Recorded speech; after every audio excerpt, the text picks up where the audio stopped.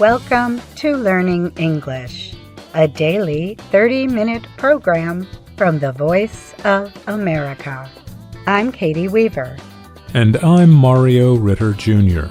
This program is designed for English learners, so we speak a little slower and we use words and phrases especially written for people learning English. Coming up on the show, we have reports from John Russell and Brian Lynn. Jill Robbins presents the Everyday Grammar Report. And we close the show with the lesson of the day. But first, here's Brian. The European Space Agency, ESA, is reportedly in talks with America's SpaceX to cooperate in efforts to reduce the growing amount of space junk. The talks, reported by Reuters news agency, aim to get the California-based space company to join an international agreement that pushes for policies to fight space debris. It has been estimated that SpaceX satellites represent about 2/3 of spacecraft currently in low Earth orbit. Space debris is anything that humans have put into space that is no longer in use. This could include satellites, equipment, parts of rockets, or spacecraft. Space junk orbits hundreds of kilometers above Earth. It can circle Earth at speeds of about 25,000 kilometers per hour in low Earth orbit. And it can cause major damage if it hits a space station, satellite, or spacecraft. The international agreement that ESA wants SpaceX to join is called the Zero Debris Charter. It seeks to stop any new orbital junk from being created by 2030. The 22 members of ESA have been seeking new members to join the agreement since the agency announced it in 2023. ESA Director General Josef Aschbacher told Reuters that more than 100 countries and organizations have so far joined the agreement. When asked about SpaceX's possible involvement, Aschbacher said ESA was in discussion with the company to possibly sign up. Aschbacher did not provide further details, but he said that work on the charter is moving forward and ESA is continuing raising the issue of space junk with nations and organizations. Reuters reported that SpaceX did not respond to a request for comment on the matter. The news agency said that out of about 10,300 active satellites in space, an estimated 6,300 are part of SpaceX's fast-growing Starlink internet service system. Reuters said that information came from the U.S. Space Force. Other organizations and nations are also launching their own large satellite collections. China has done so in an attempt to compete with SpaceX, Reuters reported. In addition, American-based Amazon expects to launch more than 3,000 satellites for its Kuiper internet service over the next 10 years. Jonathan McDowell is a Harvard University astronomer who follows such objects. He has estimated there are nearly 19,000 pieces of trackable space junk in orbit. McDowell said he thinks it is important to have members of industry publicly support this kind of charter. So I'm glad to know SpaceX is considering it, he said. There are no international laws on space debris, but in recent years countries have begun to create plans and national rules for fighting the problem. We are not a regulatory body. We are a technical space agency, Ashbacher said. But the fact that we have put the charter around the table, which was elaborated with all the other partners, and that they signed up to it, is very encouraging, he added. I'm Brian Lynn.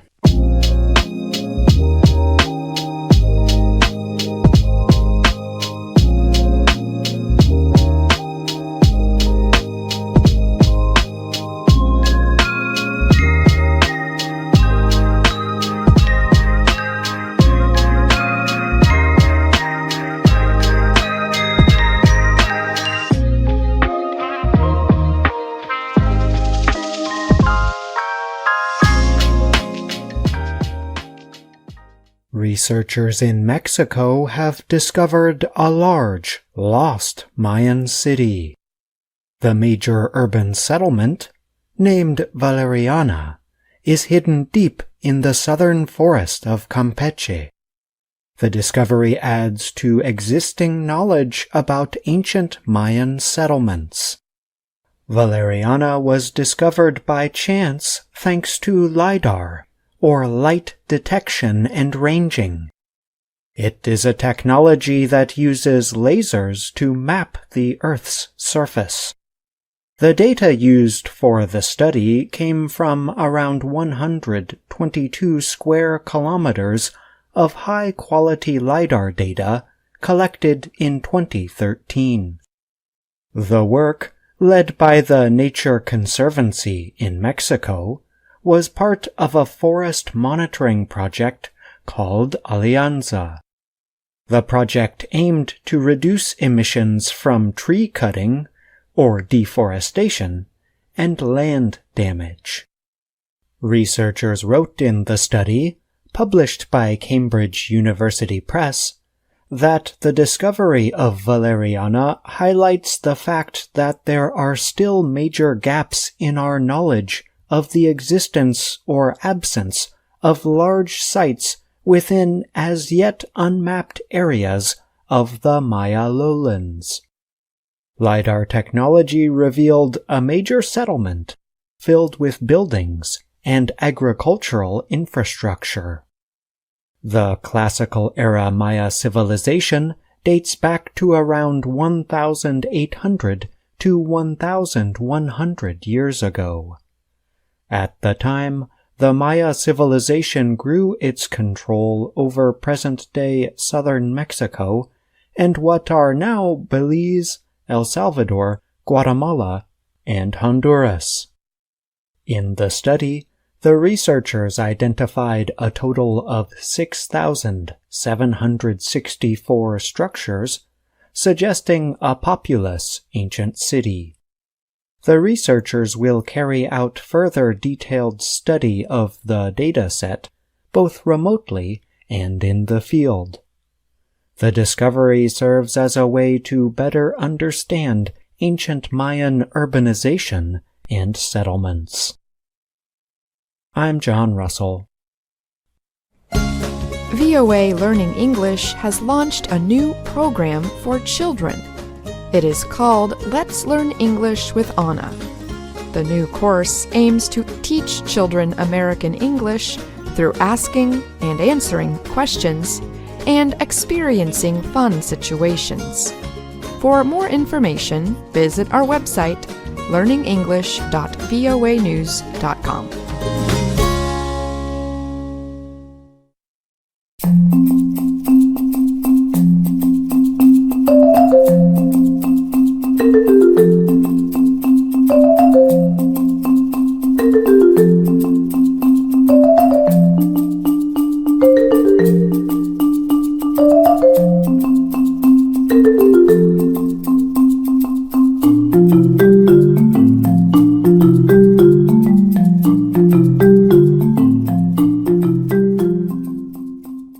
For VOA Learning English, this is Everyday Grammar. Have you ever been in a conversation and wanted to check your understanding? That is the time to use a tag question in English. A tag question is a short question added to a statement.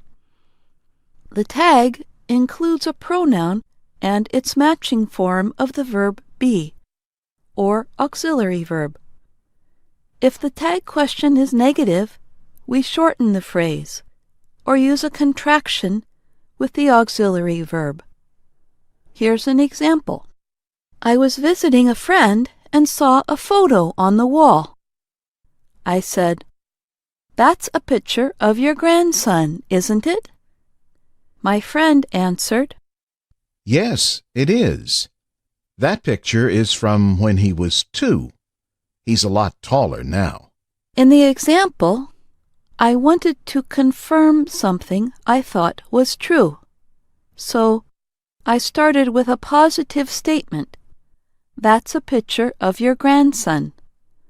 Then, I added a negative tag question. "Isn't it?" My friend said I was right. The picture was of his grandson. English speakers use tag questions to encourage a listener to respond. You will often hear teachers using tag questions. You remember the history lesson from last week, don't you? Some language researchers say that men use tag questions more often than women. They think it might show that men have more power in the conversation and use tags to ask for information or agreement. Others say women use a certain kind of tag questions to make the conversation run more smoothly. Whatever your gender, when you use a tag question, you expect an answer. The form of that answer depends on the type of tag question. Let's look at the 2 types of tag questions. We'll talk first about tag questions that follow a positive statement with the verb be. They use a reduced form or contraction. Make the tag question with the form of the verb be combined with the negative not and the pronoun. The verb be has to match the number and person of the pronoun. Take a look at these examples. They are walking to school, aren't they? She is taking the bus, isn't she? I am supposed to be sitting here, aren't I? You're the math teacher, aren't you? In these examples, you reverse the order of the pronoun and verb in the tag question. They are becomes aren't they? And she is becomes isn't she? If the statement uses another verb instead of be, the tag question uses an auxiliary verb, such as do or have. For example, in the song A Little Time, the singing duo Beautiful South ask the question, "Need a little room for your big head, don't you? Don't you? and Your face has been looking like that for hours, hasn't it? Hasn't it?" If you ask a negative tag question, you expect a positive answer. question, "It's raining out, isn't it?" Expected answer, "Yes, it is." Now let's look at tag questions that follow a negative statement. These are in the affirmative. You can use this to confirm that what you are thinking is true, and you expect a negative answer. Question, "You don't eat all the cake, do you?" Expected answer, "No, I don't." Negative sentences with positive tag questions are not as frequent as our first type. They use the same form with reversed word order. Tag questions are an example of a big difference between British and American English. Language researchers using computer data, found that British English speakers use tag questions 9 times as often as American English speakers. In understanding and using English grammar, Betty Azar says that the intonation, or change in pitch, shows the purpose of a tag question. If the speaker is trying to confirm information, the tone rises. Adam works at VOA, doesn't he? Speakers saying something that they are almost certain the listener will agree with use a falling intonation. It's a nice day, isn't it? I'm Jill Robbins. And I'm Jim Tedder. Now it's your turn. Write a sentence with a tag question in the comments. We'll give you feedback.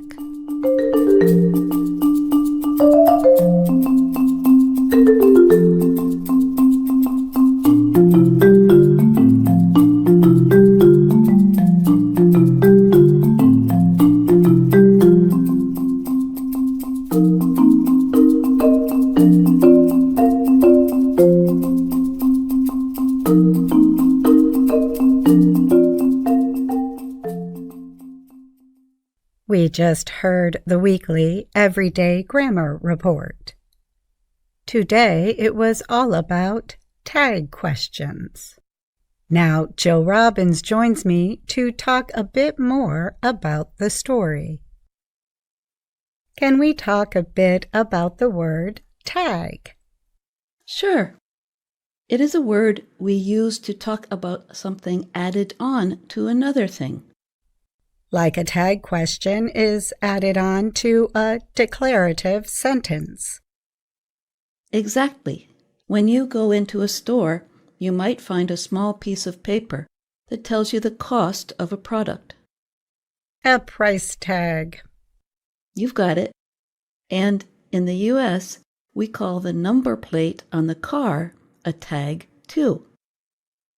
I think I've also heard it in relation to computers and the internet. That has a similar meaning of a little addition. In social media nowadays, we also use it to mean a short description added on to describe the content. And on a blog post or a website, there are tags in each page that help you when you search for a certain topic. Tags seem to be everywhere. I just remembered another one, the children's game. Right. We call it playing tag when we run around and try to touch someone. Then they have to touch another person and say, "Tag, you're it." Thanks for joining us today, Jill. It's always fun talking with you and our podcast listeners.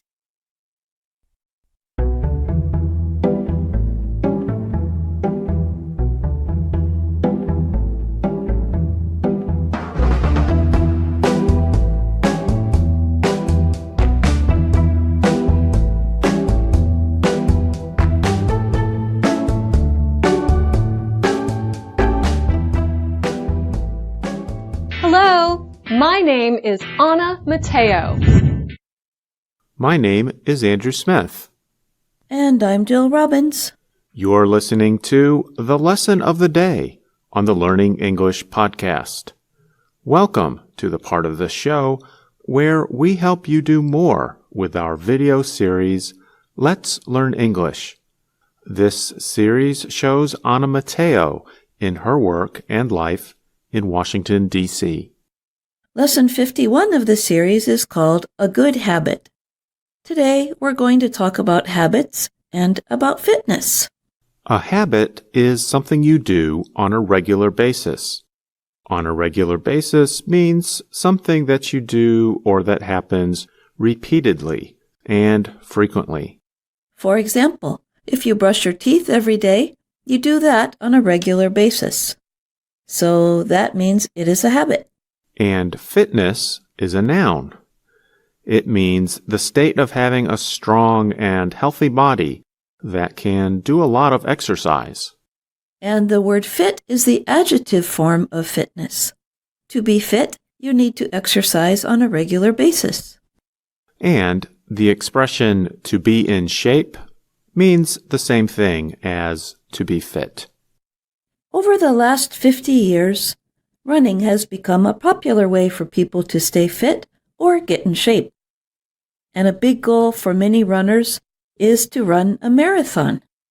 In Lesson 51, Anna thinks she can run a marathon too. Let's listen. DC is a popular city for marathons. A marathon is a long race. Many marathons raise money for charities. You know, good works. A marathon is a good fitness goal too. I want to challenge myself in a marathon and maybe win a medal. Hey, there's Ashley. Ashley, wait for me. It's Anna. Ashley. Ashley. Ashley. Ashley. Are you okay, Anna? I just ran from over there. Woo! Running is really, really hard. Do you want to sit down, Anna? Do you want some water? Woo! No, thanks. You keep it. Thanks. I didn't know you liked to run. I love running. In fact, this weekend I will run in my first marathon. Me too. Really? You are running in a marathon? Yeah, in a couple of days. Why do you ask? Like that. What do you know about running in a marathon? I know that there's a lot of running. And sometimes you can win a medal. And how long have you been training? I started today. I've been training for an hour and 7 minutes. Anna has only been training for about an hour. But to run a marathon, most people need to train for at least a few months. Or a year. To train or to get in shape is an activity that takes place over a period of time. That's why Ashley and Anna used the present perfect continuous tense. And how long have you been training? I started today. I've been training for an hour. Let's talk a bit more about marathons. The word marathon comes from a town in Greece named Marathon. According to tradition, a Greek runner named Phidippides ran from Marathon to the city of Athens to deliver some important news. The news was that the Greek military had defeated the powerful Persian military at the Battle of Marathon, and the distance from Marathon to Athens was about 40 kilometers. After the marathon was added to the modern Olympic sports competition, the official distance of the race became just over 42 kilometers. And speaking of the modern event, in 2023, a 23-year-old man from Kenya named Kelvin Kiptum set a new world record for the fastest marathon ever run. He ran the Chicago Marathon in a time of 2 hours and 35 seconds. Whoa! I read that the average time for most people is around 4.5 hours. So that means Kiptum was running more than twice as fast as the average runner. Many people wonder if anyone will ever be able to finish a marathon in under 2 hours. Well, Kiptum is getting pretty close. Now let's get back to Anna. She has made the mistake of underestimating how long it takes to train for a marathon. To estimate is to make a guess about something. And to underestimate means to guess an amount that is too small. And how long have you been training? I started today. I've been training for an hour and 7 minutes. Anna, training a little every day is a good habit to get into, not all at once. Her friend Ashley is right. To get fit, you need to get into the habit of exercising. To get into the habit of doing something means to start doing something on a regular basis. And to develop a good habit, it sometimes helps to have a goal. Jill, do you have any fitness goals or things you want to get into the habit of doing? I swim regularly. I try to swim at least 3 times a week. And every day I do yoga and walk about 3 miles with my dog. How about you, Andrew? Right now, I think my problem is that I don't have a specific fitness goal. But I do exercise on a regular basis. But you know what? I have a friend who says I don't drink enough water. So maybe I can just get into the habit of drinking more water. Well, anyway, I think drinking water should be an easy habit to get into. I've been reading a book lately about the habits of successful people. One of them is to start with the end in mind or have a goal, which is good for language learning too. For example, you could say, I want to get in the habit of listening to English at least 30 minutes a day with the Voice of America Learning English podcast. And Andrew, your goal is to get in the habit of drinking enough water. Listeners, did you notice that if we say the habit of, we use the ing form of the verb after it? For example, we say the habit of drinking more water, the habit of exercising, the habit of reading, the habit of walking, and so on. After the preposition of, just remember to use the ing form. Anna is not in the habit of running, so she is definitely not going to be able to finish a marathon. But luckily for her, the race she wants to run in is only for children. I'm here to enter the race. But ma'am, you can't enter the race. What? How am I going to meet my goal? Ma'am, this race is for children. You can't run with the children. Children? Children? That's perfect. I just might win. No, ma'am, you really can't run with the children. I'm sorry, of course. I was only thinking of my goal. Well, you could help us with our goal, which is to raise money for sick children. Would you like to help us? Anna gets a new goal to help the race raise money for sick children. At the end of the video, she helps the children and tells them they have done a good job. I've just found my new goal, and I get to wear a medal. Good job! Do you have any fitness goals or new habits you want to get into? Send us an email at learningenglish@voanews.com and let us know. And remember, you can also find us on YouTube, Facebook, and Instagram. Thanks for listening. I'm Andrew Smith. And I'm Dr. Jill.